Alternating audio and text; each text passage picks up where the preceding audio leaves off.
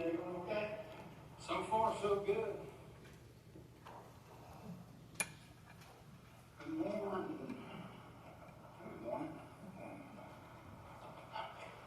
Said you Hello. wanted me. Yeah, I was talking to Mr. Fan as I was walking in. Who do I talk to? The people works over there. Oh, Miss Evans saying the paperwork is over there.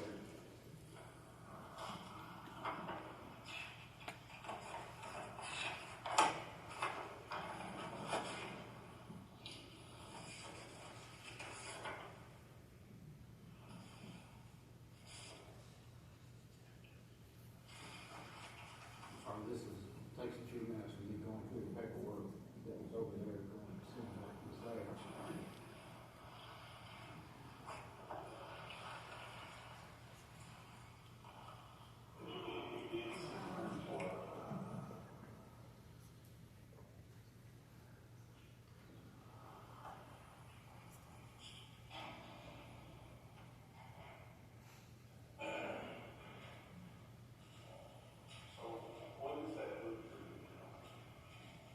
I started reading them when we were on the cruise. I think it's Charlie this morning, he said about talking out in the hall. South. Or in the room.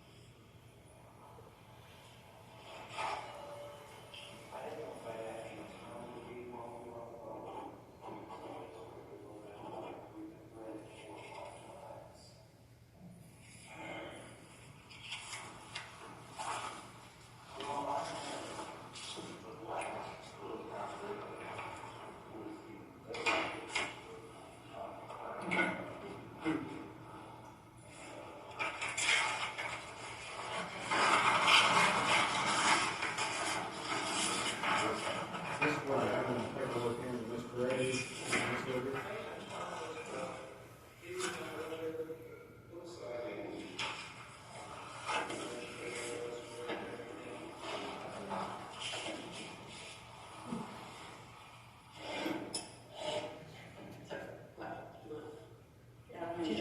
This is where it's turned in. Oh, okay. What she did, she just turned it in. Miss Liberty says It's all turned in. it's all turned in.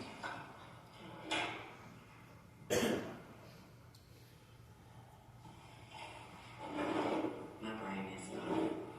434, 38 should be. So were you paying the payment? That's where I was paying.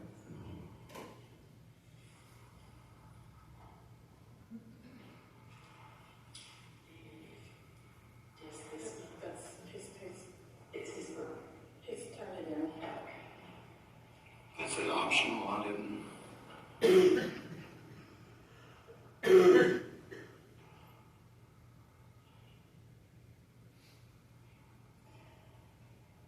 I wasn't sure that part up the top. I didn't know if that was for y'all.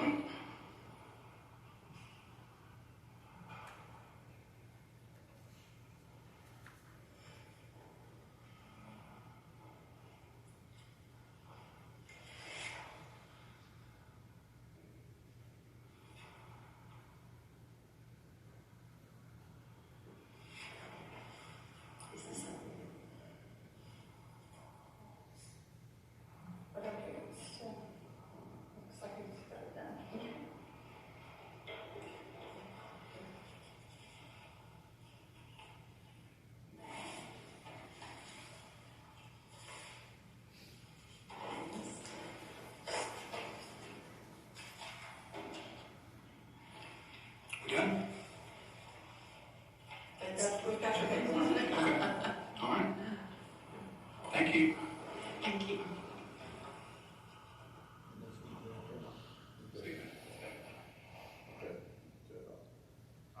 see what's marked as Exhibit 4, or Exhibit 7. Do you recognize this document that I've shown to you? Yes, sir, this is when I went through with headphones listening to what was said on the video. Because I've been trying to find out if I was qualified or not, and nobody, two text messages, a phone call, and a trip over there, nobody would tell me.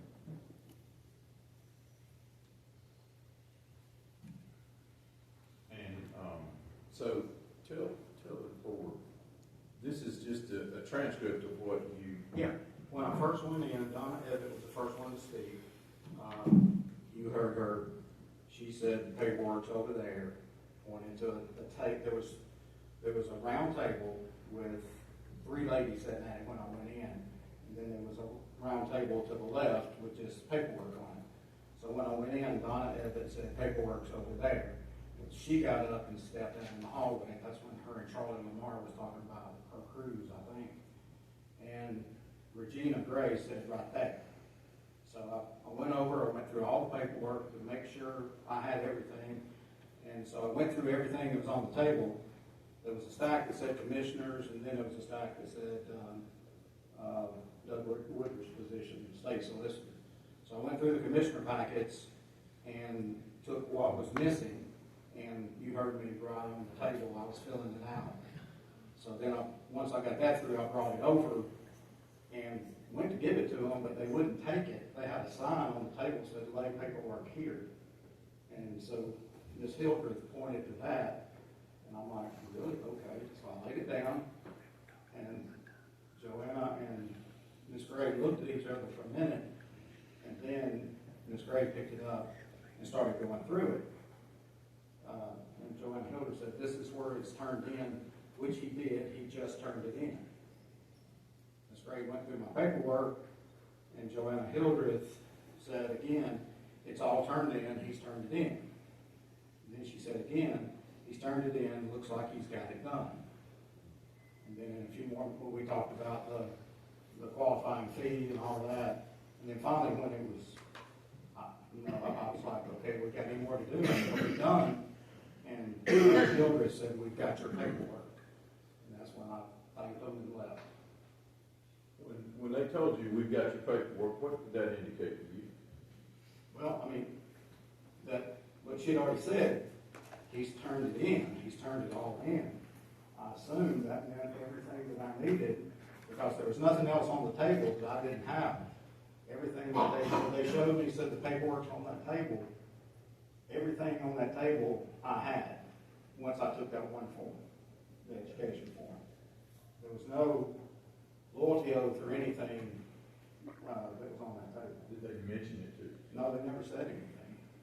Did they say anything outside of what was in that recording that you just played and what was on that video that they provided to you when they said, hey, there's this? Or you left out that? Or you left out your oath? Or you left out this? No, they never. And I chalked it up to I went first, and maybe Miss Gray hadn't done this before. She really didn't. She seemed like she didn't know what she was looking at, and Joanna just kept saying, this is where he's turned in. He's turned it in. He did it. We've got your paperwork, and it just went on and on. I was just trying to make sure, and that's why I went back on Thursday to see. And I'm trying to look.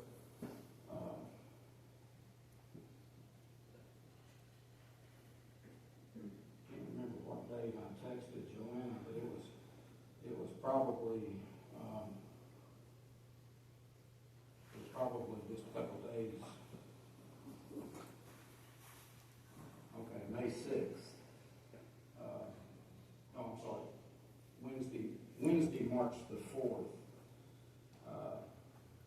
Actually, March the 2nd at 4:03. I said, hey, Joanna, I have a question. Was my paperwork that I turned in at 1 p.m. today accepted, and am I qualified for the May primary? I didn't get an answer. That was on Monday, March 2nd at 4:03. Wednesday, March 4th at 8:24 a.m. I said, good morning, Joanna. I contacted the election office yesterday to see if my paperwork was correct and accepted to allow me to qualify for District 2, and they've not received it. Can you tell me the status of my paperwork. And I didn't get an answer then.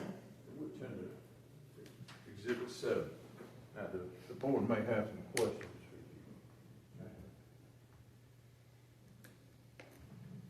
Chuck, did you go to your attorney on Thursday to go to Superior Court to paperwork? Yes. Yes, because time was running out, and I didn't know, I contacted the attorney, because they had sent me a letter telling me it was, a year before that, they said I was kicked out of the Republican Party. And the letter was signed by Ruth Fant and Joanne Hildreth and several others. So that's why I wanted to make sure everything was good. And they told me that I couldn't call myself a Republican. I've been a lifelong Republican. I've never been, nobody knows me as anything but a Republican. So, you know, I told them, I said, you don't own the Republican Party. I'm a Republican. I don't care what you call it. I might not come to your meetings and have dinner with you, but I'm a Republican. So when you went in to qualify that day, that oath was not in that package? No, I went through everything on that table. It was clipped together. There were 3 pieces of paper clipped together, several of them. I went through all of them, and it was the two papers I had, and then the only thing I didn't have was the education portion, and I filled it out at that table. So when I turned it in, I didn't know anything about a loyalty oath. That was gonna be my question. So the last time you've run for office, did you sign an oath or? I'm assuming I did, but that was for, like I said, I'm 70 years old. I've done this twice in my lifetime. I can't tell you what papers, how many papers, or what they were. So this is your 3rd time running for office, Yes. and you don't remember the other 2 times that you ran for office signing the loyalty oath. I'm assuming I did. You would have to show it to me to say, okay, yes, that's what I signed. Did you go to any of the hearings that happened 2 years ago? Were you present in any? I was. You remember them talking explicitly about a loyalty oath? No. I mean, it was brought up several times about a loyalty oath. I just wanted to see if you remember them talking about how important that was. No, I don't. I mean, if it would have been important, it should have been, you would have thought it would have been on a Facebook page or something. But, you know, and I keep hearing them talk about rules. These are rules, and we love rules, and we follow the rules.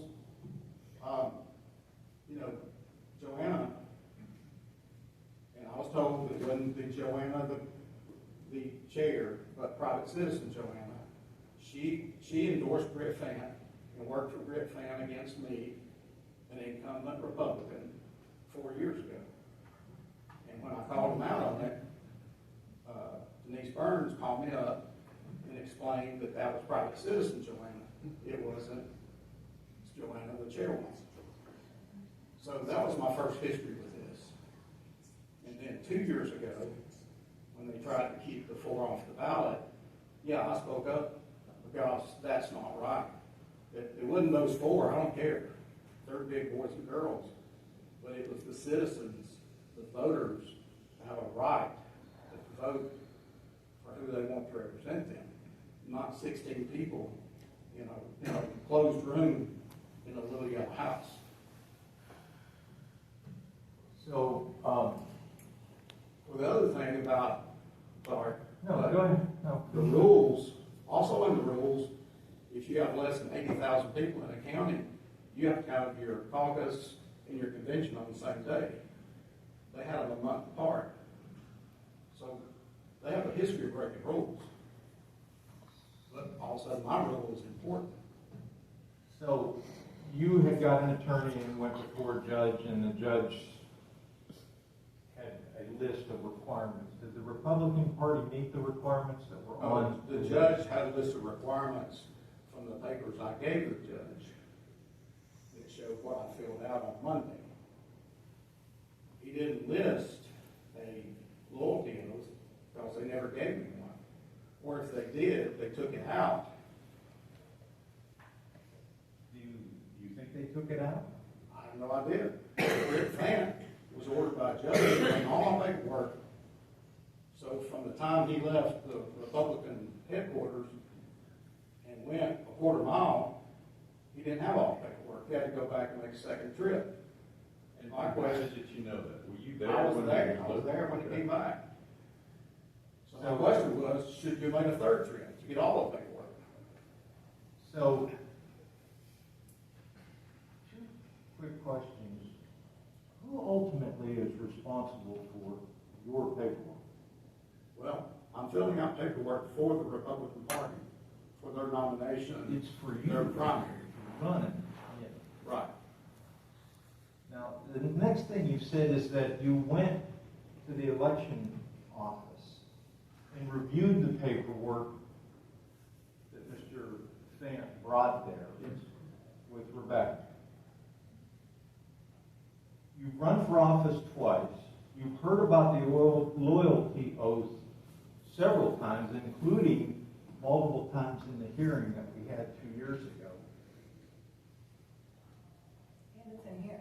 You're responsible for your paperwork. You're looking at your paperwork with Rebecca. Did it ever dawn on you that, where's the loyalty oath? No, it didn't dawn on me because I didn't create it. I didn't know it was supposed to be there. You said you're a lifelong Republican. You've run for office twice before. Yes. So you've been in office 8 years. You ran for office, right? Yeah. Do you remember, what was the heading on your loyalty oath? I had to go down to the Capitol.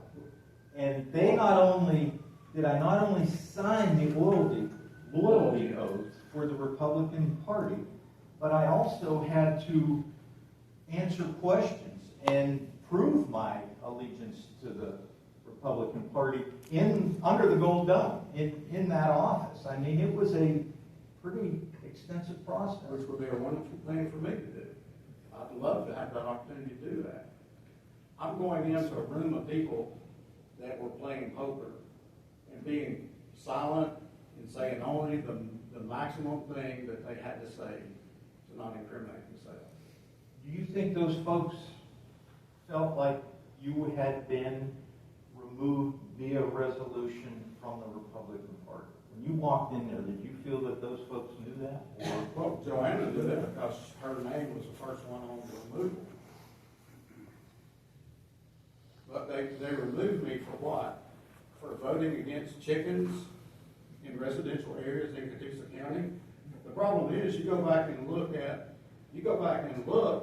day the vote happened about chickens in Catoosa County. My uncle was in Erlanger dying at that moment. I was there watching, holding his hands as he died. I did not vote in that vote. Okay, so they kicked me out. I thought there were many items on the resolution. I was at the meeting when that happened. Ultimately, you're responsible for your paperwork, and you had multiple opportunities to review your paperwork. Yeah, but Including when how you do you met. review your paperwork if you don't know what you're reviewing? And I understand where you're coming from, and I understand why you're coming from there, because the Republican Party is appointed to you, and I knew when I walked in here, I know how you're gonna vote. So there's no point in me trying to win you over. I know who you belong to. So, we'll get that out of the way right now.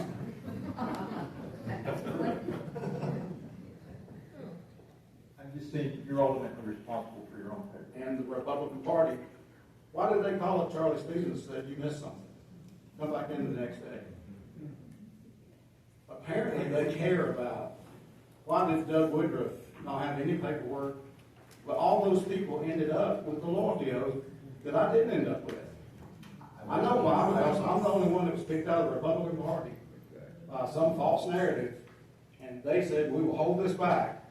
He won't know to ask for it because he don't create this paperwork, we do. That's I mean, You asked answered my some question, questions, thank you. but you've answered my questions too. So, I'm gonna present you, I'm gonna give you this document, you recognize this document here, it's marked as Exhibit A. Yes, that's part of a certified letter. Okay. You received it by certified mail, Yes. and what's it dated? April 7th, 2025. It's written to you. Who signed the letter? Joanna Hildreth. Is it as Catoosa County GOP chair, Correct. not otherwise? No, not private citizen. Okay. And what is included in this document that you received? A resolution that apparently they had, What's the title of the document? resolution for the removal of Chuck Harris from the Catoosa County Republican Party. And it goes on for a couple, 3 pages? Several pages. Okay. 3 pages. And who's it signed by? Denise Burns and Sherry Bells. Okay. And this Denise Burns signed it as, She was the convention chairman at that convention. okay, and what's it dated? It says adopted this, what, 18th day of March? Okay. Of what year, 2025? Yes. Now,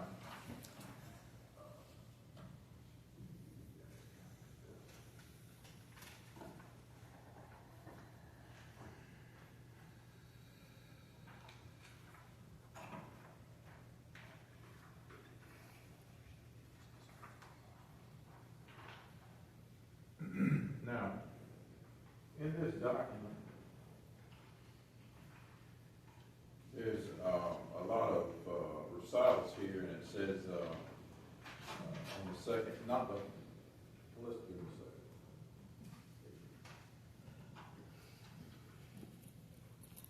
On the second page, not the all that's stapled together there, where it's got the first page of the resolution, says that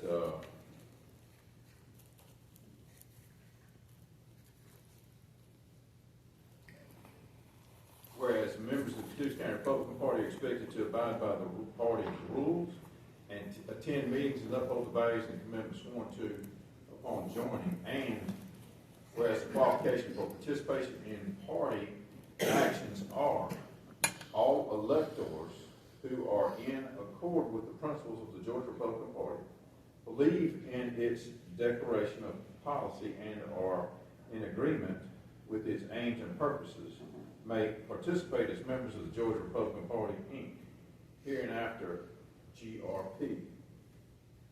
In its conventions or precinct caucuses, all chairmen and members of committees, delegates to conventions, and voters in precinct caucuses provided for in these rules shall be members of the GRP and must be electors of the respective units, which they represent as chairmen, members, delegates, or voters in precinct caucuses.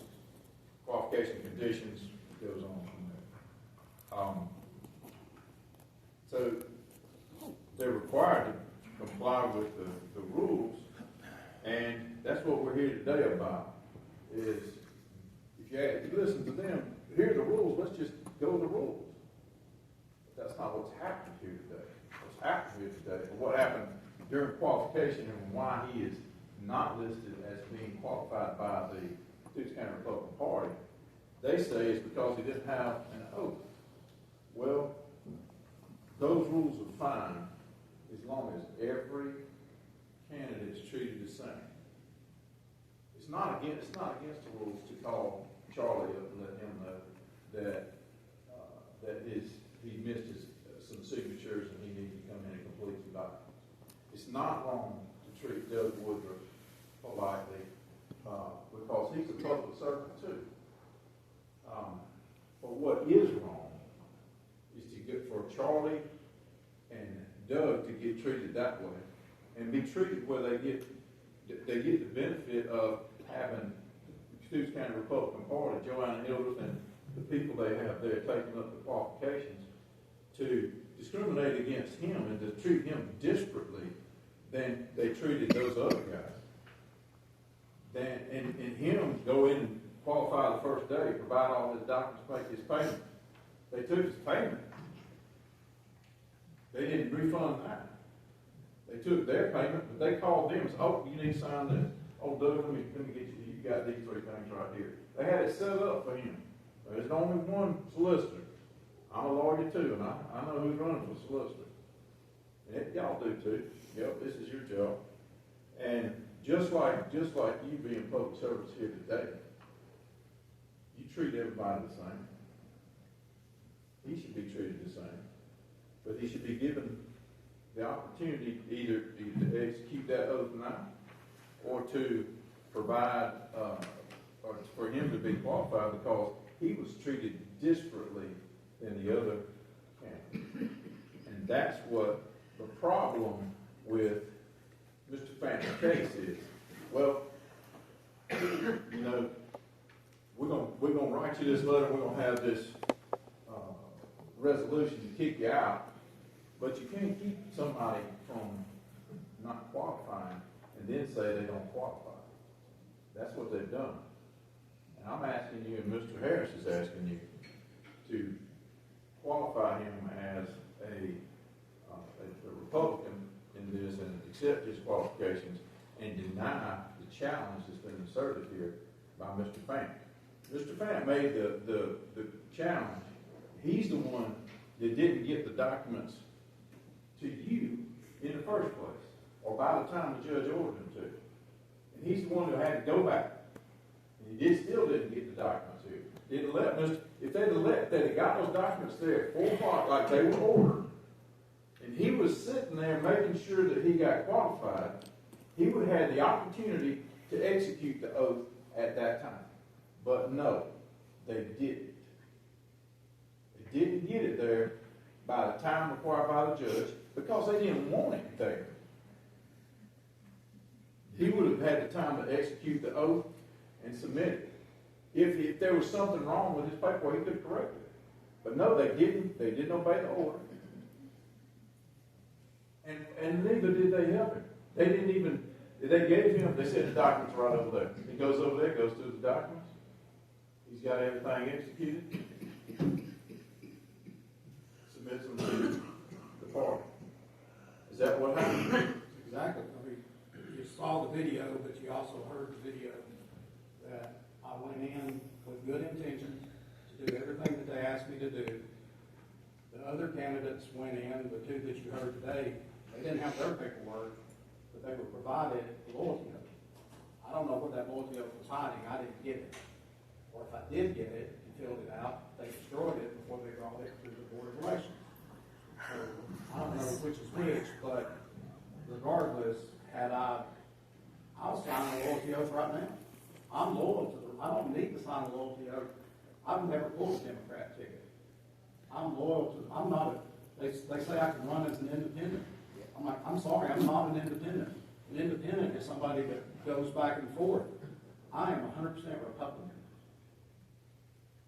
Nothing but Republican. To the dismay of my grandfather, I might add too. So can I ask you, the funds that were provided, can you speak to that? Were those funds given to the Republican Party? Did they receive funds? I brought a cashier's check. They brought the cashier's check back. And then the attorney asked me to go get cash, enough cash to give them cash for half and the county cash for half. And then when I did that, and then they said, well, they reconsidered, just do it all to the county, and then the county will write the Republican Party check. So actually, I went twice. I got $400-something cashier's check that I had to go back and work with the bank to get refunded back. Then I went and got cash, enough to split it up, and then ended up just giving them all the cash, and the county wrote the check to the So you gave the county, not the Republican Party, you gave the county cash, and then they were to give the money to the Republican Party. Correct. That was from you guys' attorney. Do you know if they received that money, or? I have no idea. I'm assuming they did. I'll show you what's marked as Exhibit 9. Do you recognize that document? Yeah, that was the first cashier's check I got on 3/2 for $434.38. When Ms. Hilders told you, they have all your documents and your paperwork, did you turn this, the original check into the C.L.U.C.K Republican Party? Yes. For qualification? Yes. Who was the person that you handed it to, or where did you put it? They actually had a basket. They wouldn't take anything from me. I don't know if they did everybody else that way. But they had a little paper that said lay paperwork here, and then a basket that said put payment here. So I put this in the basket. I laid my paperwork on the table between the two ladies that said lay paperwork here. What was the amount of this check that you paid? $434.38. You tendered that to the C.L.U.C.K Republican Party on what day? Yes, paper the order of the C.L.U.C.K Republican Party on 3/2/26. I'm gonna tender this is marked as Exhibit 9, and that's the check that he tendered to with his paperwork. But that check was never cashed, is what you were saying? They brought it back with my paperwork at 6 o'clock or whatever, by the time we got there.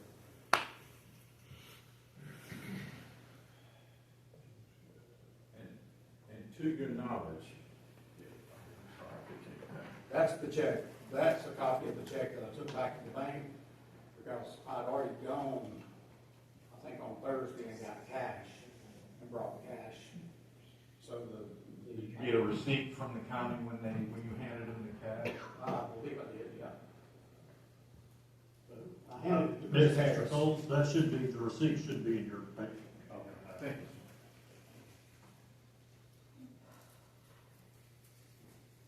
Any other questions, Mr. Harris?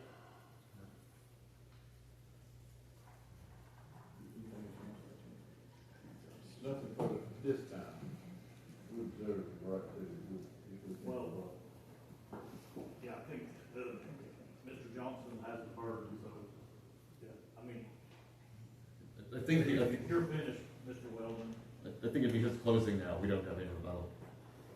Then I'll close after he does.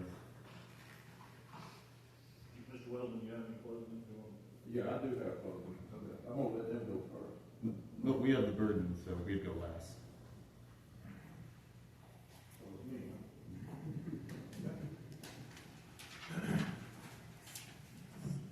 What they presented to you today, what Ms. Hildreth and the C.L.U.C.K Republican Party that accepted the payment,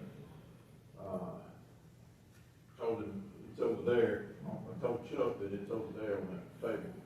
And he goes through the documents, he hands it, puts it in the place where they said it. And they said, got all your documents, we got it all. You submitted your documents. And you can see that by the copy of the transcript that you have and what you heard today.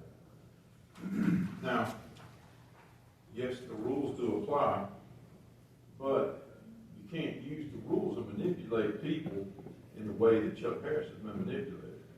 He went in there, was doing his best.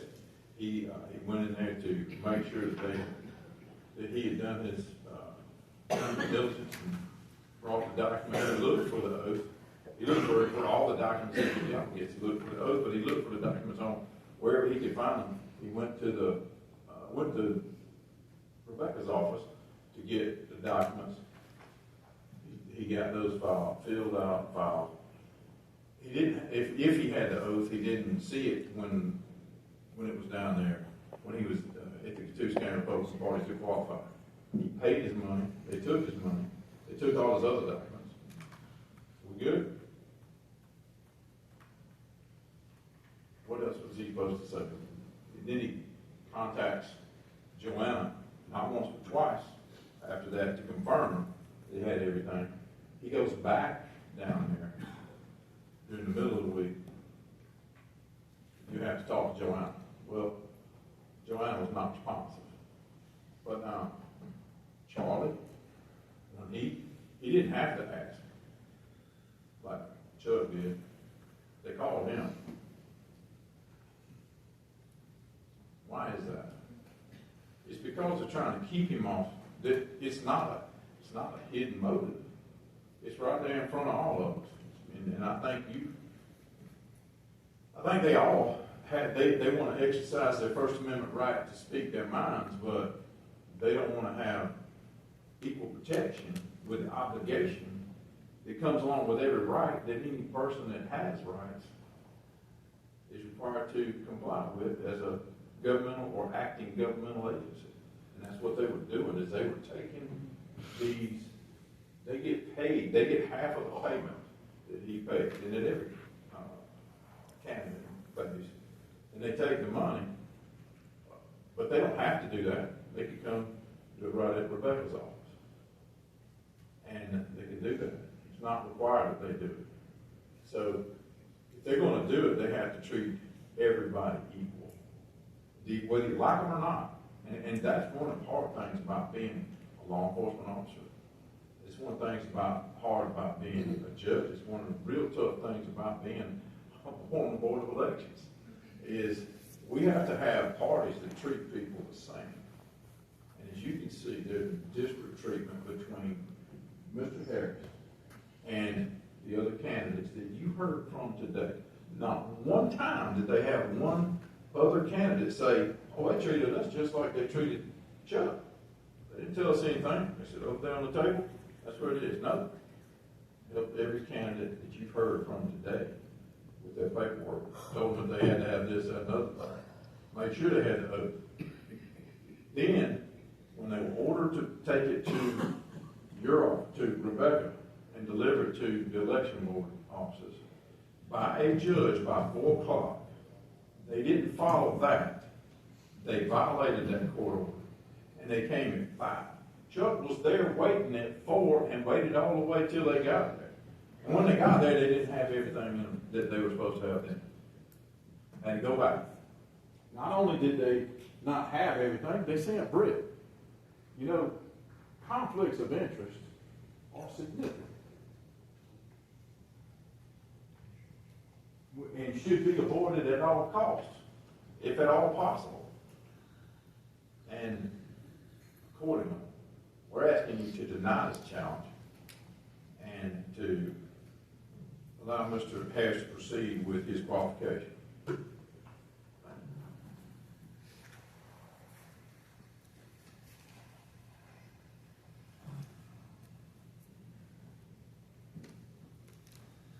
Well, thank you all for listening to all of this here today. I think what's important to realize is that the facts of what happened. I mean, you'll hear a lot from attorneys, you'll hear a lot from me, and take what I say and take what opposing counsel said with just a little bit of a grain of salt, and realize that on some level, a lot of times, attorneys are trying to help their clients, and they're going to try to distract from the actual issues to try to get some sort of outcome that's desirable. In this situation, that is all that Chuck Harris has. If you look at, think about this holistically.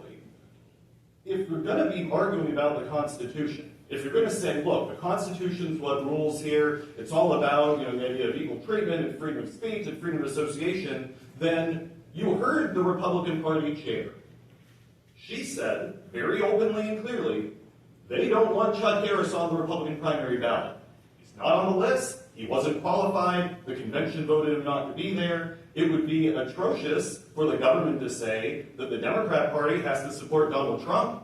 It would be atrocious for the government to say the Democrat Party has to qualify some Trump supporter to run in this county as a Democrat. That wouldn't be right. That wouldn't be fair. The other side is mocking civil rights law. Every time they're saying, well, you need to be treated equally. Equal disparate treatment, that's talking about race and sex discrimination. It's not talking about political parties. Political parties have a right to associate with people who support their platform. That's the point of the political parties, is to get your platform enacted. The Republican Party doesn't want Chuck Harris because Chuck Harris isn't supporting the platform. Rightly or wrongly, that is what came out of their convention. So if you're arguing about the Constitution, you're going to say, we're going to stand by the Constitution, then he shouldn't be qualified. But I understand there may be different opinions on that. People may think that, all right, we got to follow the law. The rule of law, which I think Democrats and Republicans all agree on. The rule of law is what has been presented to you today by us. You look at the law, you look at what is in the statute, and you walk through it. You have in the There is no requirement in the law that there be a packet. There's no requirement that the Republican Party provide anything to candidates who walk in. That isn't in the law.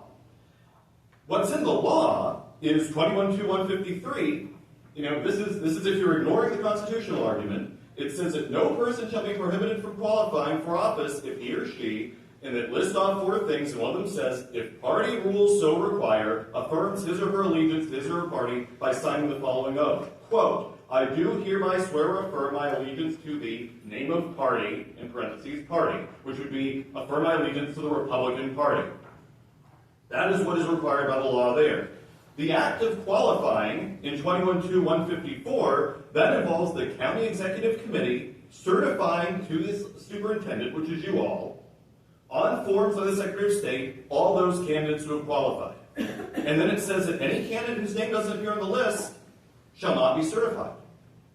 His name wasn't on the list, period. You look at 21-284, all candidates who have qualified with a party in accordance with this chapter and party rules, and who have been certified to the superintendent, which is you all, shall be printed on the ballot.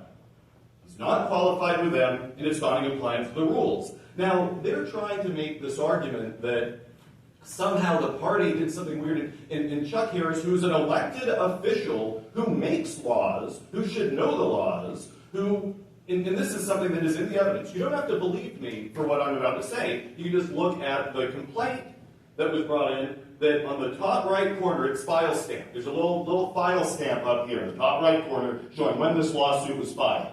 It was filed on March 5th, 2026. That is the Thursday of qualifying week. If you look down, you'll see Chuck Harris's counsel's name there. He was involved in this at the time. So they filed a lawsuit on Thursday. Attached to that as a sworn statement, if you flip all the way to through it, it talks about the documents that were submitted. In the complaint itself, it says that certain documents were submitted. This is a sworn complaint. There's a verification, meaning that Chuck Harris swore under oath with this. One of the attachments to that document is Exhibit B, which shows a declaration of candidacy and affidavit. And it just actually, Exhibit B shows all the documents that were submitted. And if you look there, since opposing counsel made this very clear, if you look at the notary stamp on that document, on Exhibit B, that was attached, it was filed on the Thursday, you'll see that the notary there is from Murray County. Nobody from Catoosa. This document was obviously not notarized at the Catoosa County GOP headquarters. He showed up with the document. And if you look at the second document that is signed, that was also notarized in Murray County. So whatever documents that Chuck Harris claims that he submitted and were so important, he came in with them. He showed up. He had done research ahead of time. This is not me making up something. This is obvious from the evidence in front of you that's been filed into the court records. So that is what Chuck Harris did. And then if you flip back even further, I believe it is Exhibit C. Yes, Exhibit C to that was filed in the court. And you go to the second page of that, those are the part of the Georgia Republican Party rules. And they're like, well, I don't know about the oath. I didn't know about the oath. We had no idea about the oath. This oath must be hidden somewhere. Well, other than the testimony you heard from Joanna saying, like, hey, it was on our website, and the fact that you all know that it's not hidden, because the Republican Party rules for the county are on file with you all, you look at what was attached to this complaint from Chuck Harris that was filed in court. The second page there, Exhibit C, from the Republican Party rules. Any candidate for elective office running as a Republican Party candidate shall submit to the appropriate level of the party, in this case this would be Catoosa County, the following oath affirming his or her allegiance to the party by signing the following oath. Quote, I do swear or affirm my allegiance to the Georgia Republican Party. It's in the rules. He had a copy of it. He filed it in court on Thursday. And he didn't sign it. And he didn't submit it. And he knew it. And his attorney was there and should have known it. So the argument that you are hearing from them is one of just appealing to sympathy. You're like that somehow because he's not liked, he should somehow get special treatment. Ignorance of the law is no excuse. This is a lawmaker who had an attorney on the Thursday before qualifying was done. And a couple questions that were asked in a soliloquy by opposing counsel was like, well, why did others get help? Well, it's not the Republican Party's fault that Mr. Harris didn't have the right paperwork, and it's also not the Republicans' fault they didn't have friends or an attorney who told him about this in the law. Like, it's not our obligation in the Republican Party or Mr. Fan's obligation to do that. It seems like they're talking a lot about what the party did, but the issue here is that did Chuck Harris do the things under the law and the party rules which are required? And he didn't. The party rules are in front of you. You've seen them. You know them. Looking at the law, Mr. Fan has brought up he didn't qualify. He didn't comply with the law. He didn't comply with the rules. Mr. Harris has not complied with the rules. He didn't submit the Republican Party oath. Maybe he could be an independent. I don't know. I don't know if you all would want to do that. All I have to say is that he obviously did not comply with the rules and challenge should be upheld. And also the question about whether or not he's correcting. He could have corrected. He was in the office reviewing this paperwork. You're trying to say that somehow something happened with the paperwork. There's no evidence they submitted a loyalty oath at all that's required by the law and the rules. And the idea that there's a First Amendment right by Mr. Harris, I mean, he could run for office. He just isn't qualified with the Republican Party. And that's the underlying point here. So thank you all very much.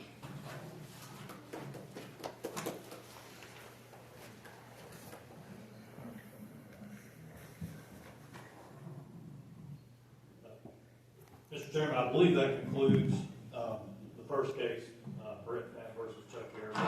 One piece of housekeeping. Mr. Coles, you brought up an issue about the check and how funds were paid, and I think Mr. Harris responded to that line of questioning. I was involved in that, and so if the board needs any clarification about that, I'll be happy to provide it. I don't know if you. I was just curious to find out, did the Republican Party receive any of those funds? Okay. You mind putting, Ms. Lewis, put me under oath, and I can. You still have to testify back and be the truth about that. I do. So, Mr. Coles and other board members, when Mr. Fant delivered the paperwork to Rebecca, Chuck's paperwork to Rebecca, it did include the original cashier's check Mr. Harris brought in, and it was made payable to the C.L.U.C.K County Republican Party. And so, when we received that check, it's not made payable to the county, and so there isn't anything we can do with a check made payable to someone else. And so that got me involved, because Rebecca's like, I've got this check, what am I supposed to do with it? And that was Thursday evening. The following morning, I let Judge House know, Mr. Weldon know, that we had this issue with the check, and we huddled up in the C.L.U.C. County Courthouse that Friday morning to figure out what are we going to do with qualifying fee. And Judge House ordered that, because we've got this check that we can't do anything with, that be returned to Chuck, and that he paid the county, C.L.U.C. County directly, the full qualifying fee. And because the party had substantially complied with the previous day's order of delivering the paperwork, Judge House ordered that the Republican Party receive their half of that fee. So what I did from there, given Judge House's instructions, Chuck paid the qualifying fee in cash, and you have that receipt in your paperwork. And so when that was received that Friday morning, I contacted Rachel Clark, the county CFO, and asked her to cut a check back to the Republican Party for their half of the qualifying fee. And I delivered that, that check was made, and I picked it up and delivered it to Miss Evatt at 7683 Nashville Street. So it was a county-issued check? It was a county-issued check to the Republican Party. Yes. Was that check ever cashed? The last I checked, it's been a couple, I checked before we had the hearing a couple of weeks ago. It had not been cashed. Frankly, I haven't followed up on that the last couple of weeks. So as of, whenever that hearing was, 2 or 3 weeks ago, it had not been cashed. Also, as a final exhibit, I did send a follow-up email to the C.L.U.C. County Republican Party explaining what I had done. So I'll enter this email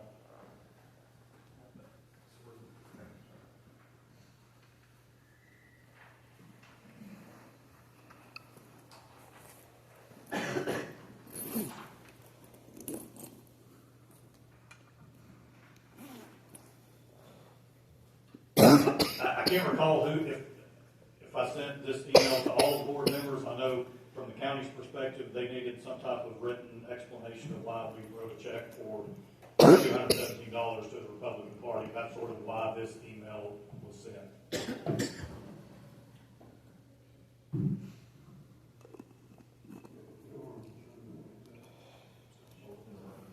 Joe? Yeah.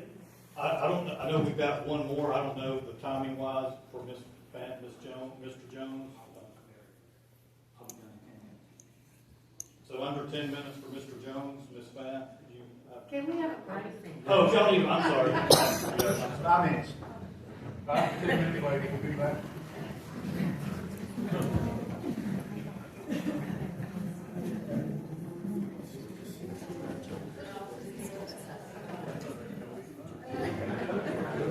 It sounded like her, but I can't remember. Yeah. There's some more.